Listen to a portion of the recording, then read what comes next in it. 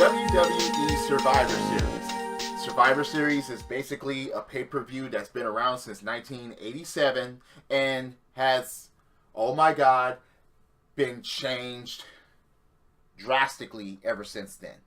It was supposed to be about teams versus teams, and the name of the game was Survival. It was all about elimination matches, and when all one team is eliminated, out, and who's ever left from the other team are the winners. And you see, Survivor Series had that point until like maybe the Attitude Era when things started to change. I remember the tournament that they had for the WWF Championship, which The Rock won, and things started, they got away from the 4-on-4 or 5-on-5 or tag team versus tag team type of Survivor Series matches for a while, but then they had to actually bring it back because fucking it's Survivor Series and that's what it's all about. It used to be a Thanksgiving tradition, but since now WWE pretty much has their pay-per-views on Sundays all the time, they just totally eliminated that as well. This Survivor Series is about Raw vs Smackdown. Oh yeah, didn't think they'd bring that shit back again, huh?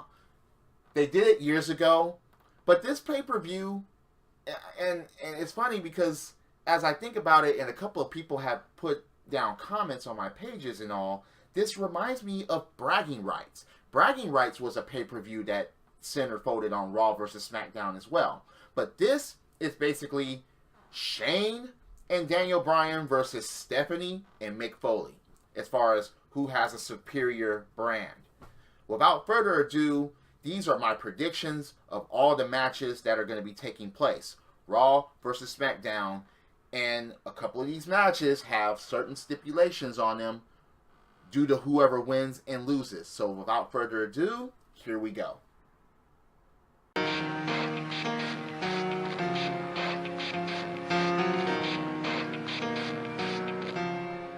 Now this match is one of the most interesting on the card because not only is it for the Cruiserweight Championship, it's actually for the Cruiserweight division. Kalisto. Look, Kalisto hasn't been doing anything ever since he got drafted to SmackDown. I don't understand why the Lucha Dragons weren't drafted as a team. But ever since he got to SmackDown, he's been punked and basically molested by Baron Corbin, who's not even in this fucking Survivor Series. But look, I do think that whoever wins one of these championship matches, that decides the other. They've been doing that a lot this year with certain titles. My prediction here, I'm actually gonna go with Kalisto for a reason. And it has to do with the other championship that's on the line later on in the fucking show. Kalisto is going to win and take the Cruiserweight division to SmackDown. That's my prediction. The funniest thing about this is, this totally just, if Kalisto were to win, it jettisons everything as far as storyline, as far as Brian Kendrick having his last chance to get the Cruiserweight Championship and to finally actually mean something, and so on. Then there's TJ Perkins. He still needs his rematch. Fucking Rich Swann beat Brian Kendrick twice, so he's due for a title shot. Kalisto winning it and bringing it to SmackDown, maybe that will help the division because they need something. They need a spark for the division. Brian Kendrick is basically the only heel that we can take seriously at this point. And Kalisto bringing that to SmackDown, which I think SmackDown needs help right now. They need the Cruiserweight division. Because with the Cruiserweight division there, and the fact that they might be getting rid of a mid-card title, I just think that the Cruiserweights would make more sense on SmackDown. That's just my opinion. But I think Kalisto is going to win and take the championship with the Cruiserweight division to SmackDown Live.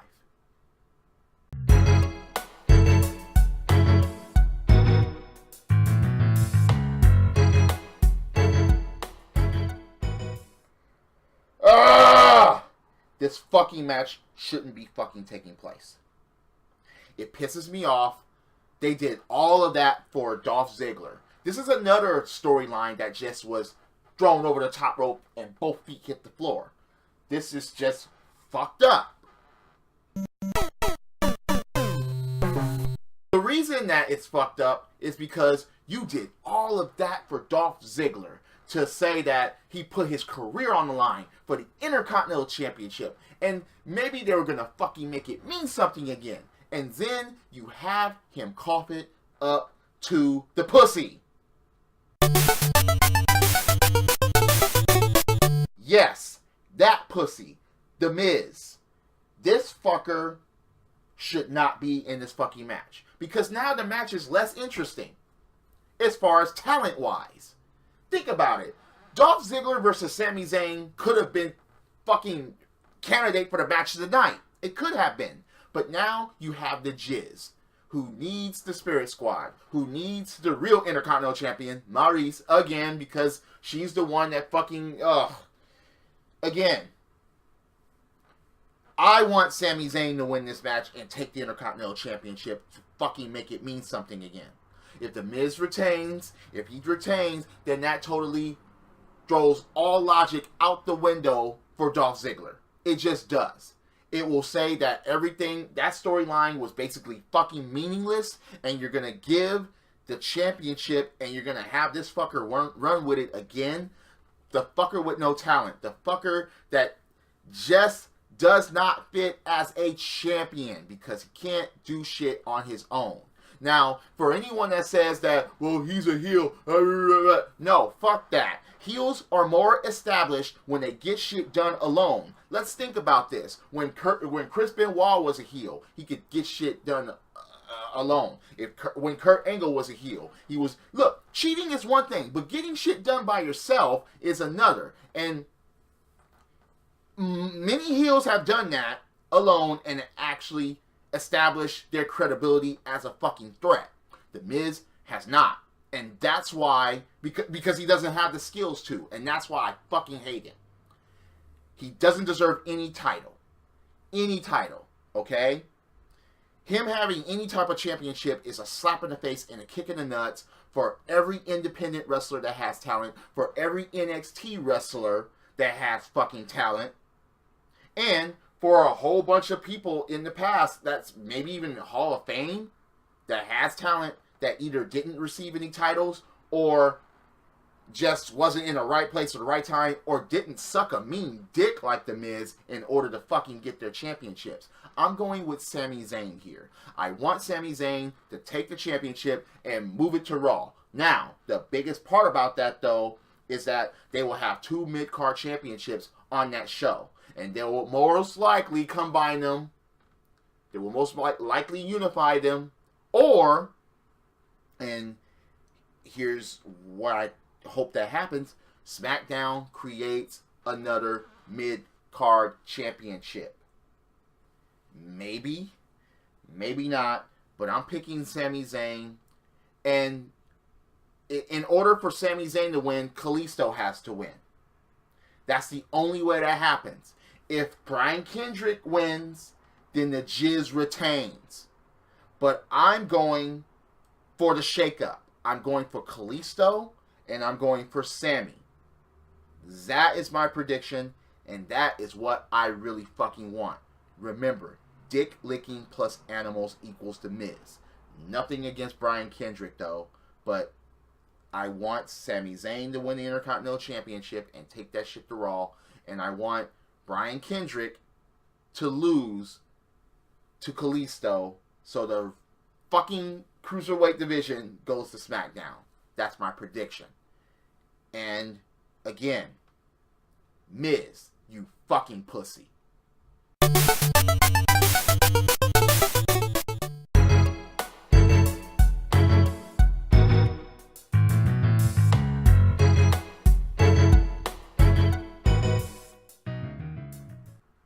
The funniest thing about this tag team elimination match is that there are only a couple of teams at a time that you're going to be able to take seriously. Let's think about this. You're not going to take Hype Bros seriously. You're not going to really take the Shining Star seriously. Please. Those two teams are going out from the get-go, from the beginning. There's no way that I will see either of those teams. I don't see either of those teams surviving. I just don't.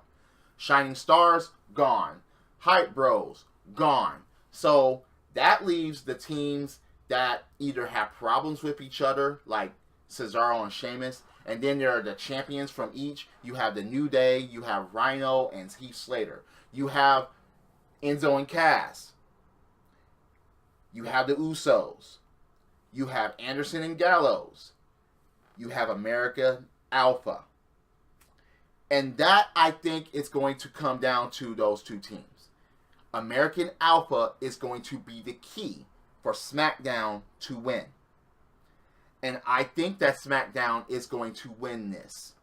Because that will establish American Alpha.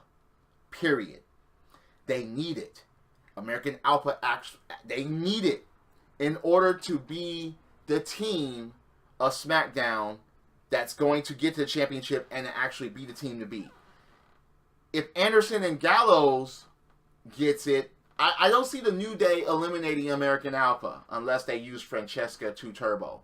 I really see American Alpha surviving and perhaps being the sole survivors.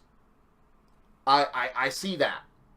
I wonder how this is going to be done. If one person from the team gets eliminated, then the whole team goes back. That's how it used to be back in the day. Way back in the day, like in 87, 88. And then they cut it down to like 2 tag teams versus 2 tag teams in a 4-way elimination match. But I think with all these teams in play, yeah, these are just teams all over the place. I think that, yeah, it's going to be partner eliminated, then the other partner has to go back. Look for some disagreements and look for some mix-up between Cesaro and Sheamus. That has to fucking happen. It just, yeah. And it's funny because Sheamus is the only former world champion in this match. That's funny. Yes, you had mid-card championship winners like Kofi Kingston, Sheamus, and Cesaro, but I think SmackDown's going to take this one. Just because American Alpha. Look, if American Alpha goes, then SmackDown loses. The Usos may... Look, again, Anderson and Gallows, Enzo and Cass, The New Day, Sheamus, Cesaro. Rhino, Heath Slater, the Usos, American Alpha, okay? Those are the teams that you really have to look out for. Fuck the Shining Stars. Fuck the Hype Bros. Those are the teams that are going to be going out first. And I'm just picking American Alpha sole survivors.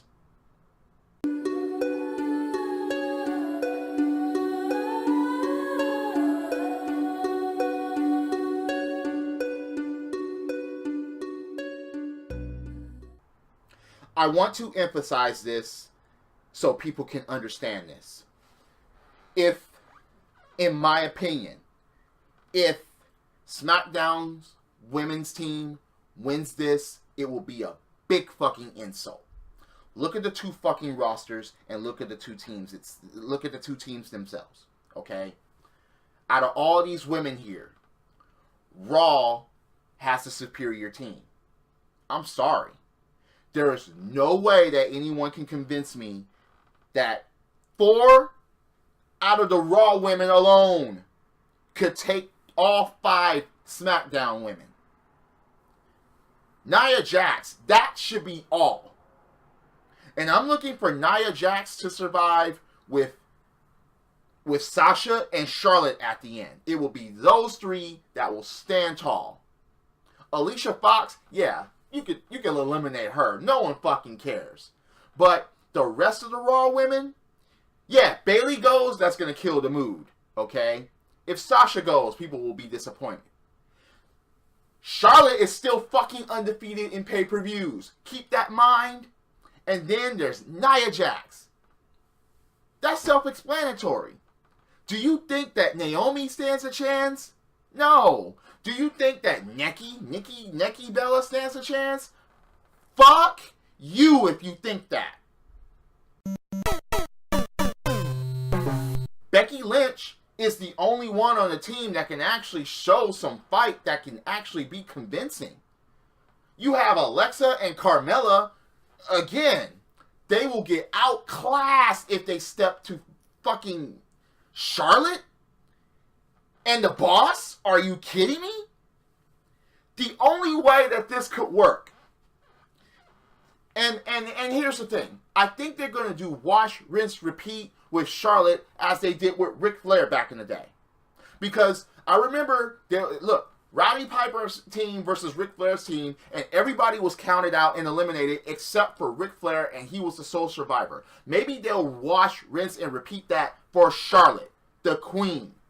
But if it's just a flat-out elimination match, shit, the women on Raw is going to cripple the women of SmackDown, in my opinion. And that's my prediction. I hope, and I really hope, listen, there's no fucking way that SmackDown women has a chance in this on paper. And if they fucking start eliminating Raw's women, I will be insulted by that.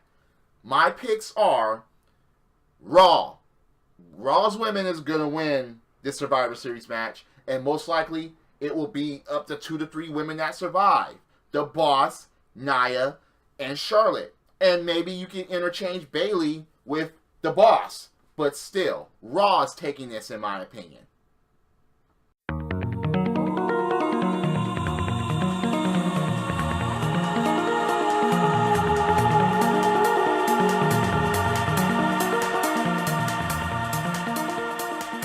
Now, what makes this interesting about the red versus blue in this match is that you have the Universal Champion, you have the WWE World Heavyweight Champion, you have the United States Champion that, of course, shit, we don't really give a fuck about, but he is one of the main threats. You have Jericho, who is a threat to a point.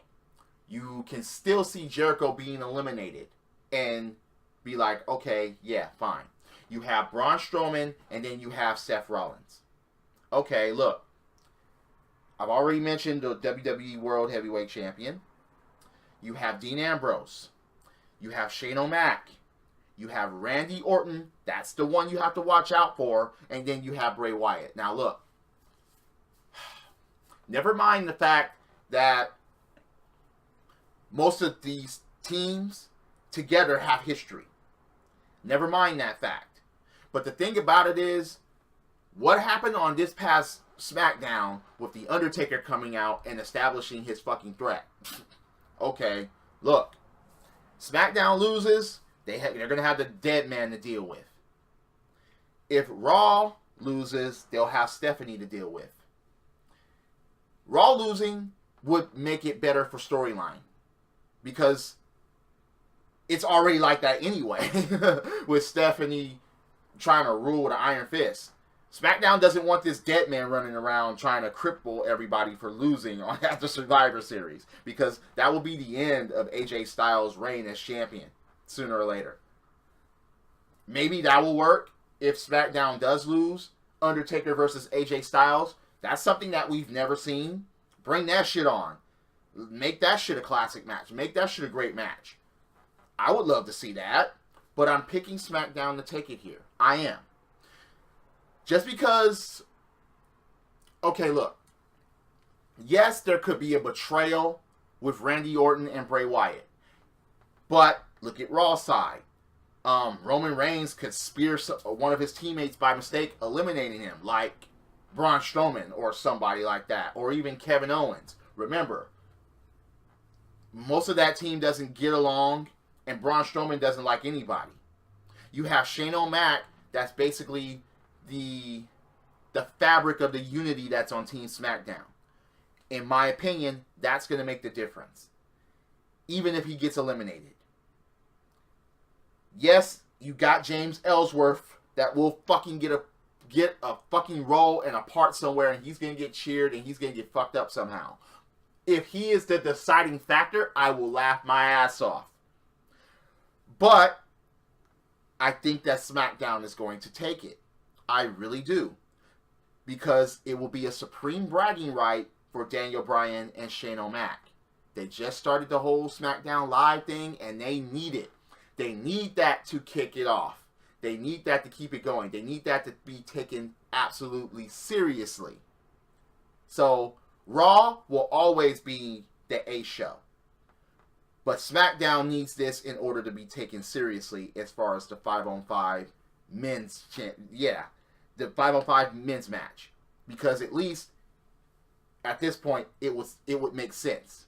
It's way better than the situation with the women's, but I see SmackDown taking it.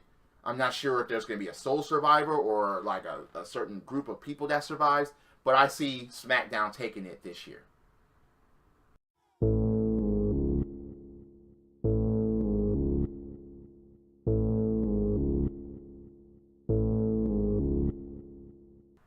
Truthfully, does anybody care about this?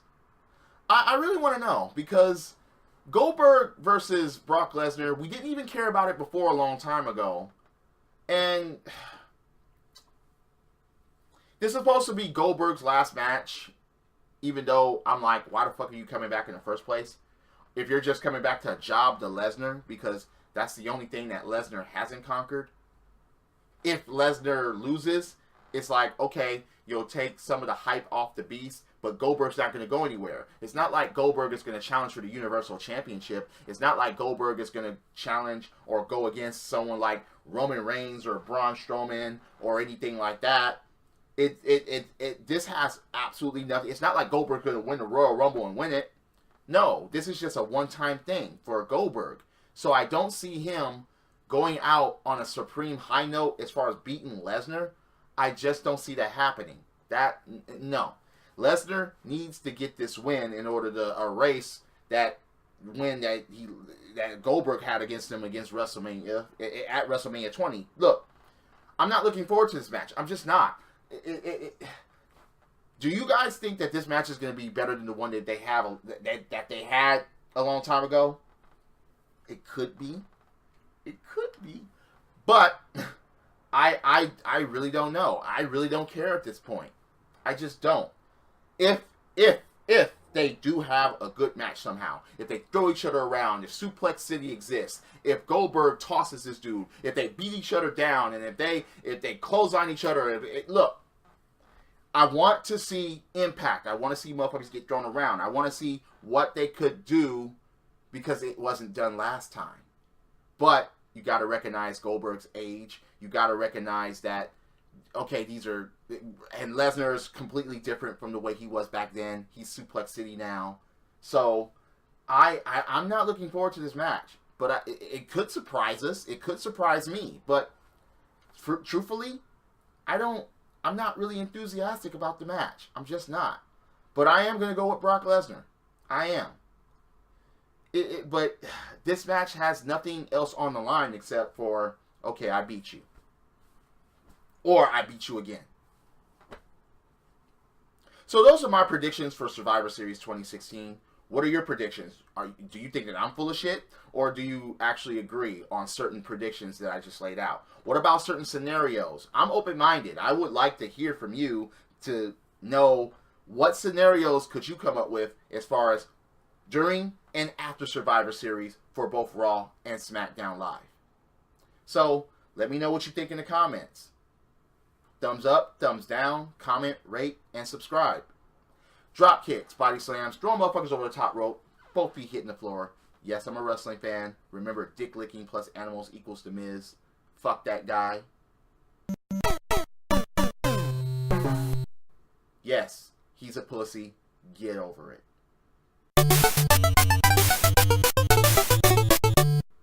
This is the theme, and I'll see you later. Credits.